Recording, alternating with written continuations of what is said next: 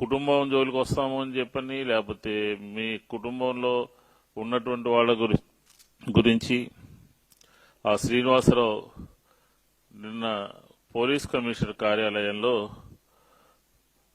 ఆయన వంకాయలపాటి శ్రీనివాసరావు అది పోలీస్ అధికారులకి కలిసి చెప్పినటువంటి మాటలు ఈ తెలుగుదేశం ప్రభుత్వం ఆంధ్రప్రదేశ్లో ఏ రకంగా అధికార పార్టీకి సంబంధించినటువంటి ఎమ్మెల్సీలు ఎమ్మెల్యేలు నాయకులు ఏ రకంగా వ్యవహరిస్తున్నారో, ఏ రకంగా కబ్జాలు చేయాలనుకుంటున్నారో, ఏ రకంగా భూ దోపిడీ చేస్తున్నారో, ఏ రకంగా ఇతరులను బెదిరిస్తున్నారో మనకి స్పష్టంగా కంప్లైంట్ ద్వారా అర్థమవుతుంది.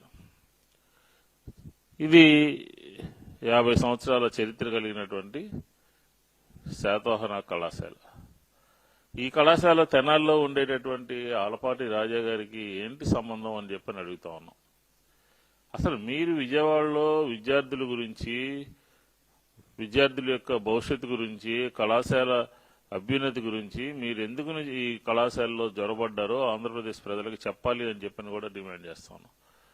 ఇంకొక వర్గమేమో మా ల్యాండ్ మాకు సంబంధించిందని వాళ్ళు, ఈ భూ దోపిడీకి అధికార పార్టీ మౌనంగా ఉండటము, చూస్తూ ఊరుకోవటము, దీనికి ఏం సంకేతాలు ఇచ్చినట్టు అవుతుంది?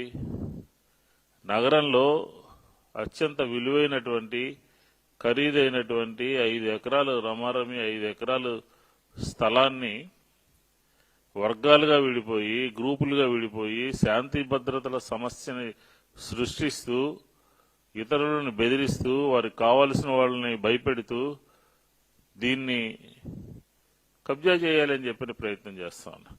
అధికార యంత్రాంగం ఏం చేస్తుందని చెప్పని అడుగుతా ఉన్నాం. పోలీసులకి ఈ వంకాయలపాటి శ్రీనివాసరావు అనే అతను ఫిర్యాదు చేయడం ఇది మొదటిసారి కాదు.